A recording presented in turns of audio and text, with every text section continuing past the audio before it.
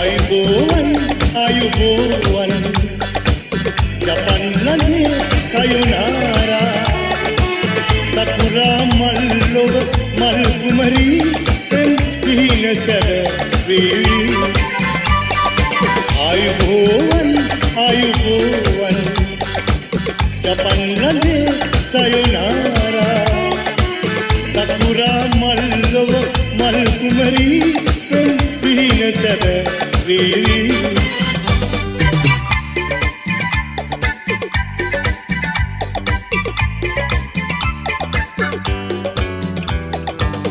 Tokyo වෙති හමු වුණු දවසේ ලස්සන අවන්හලේ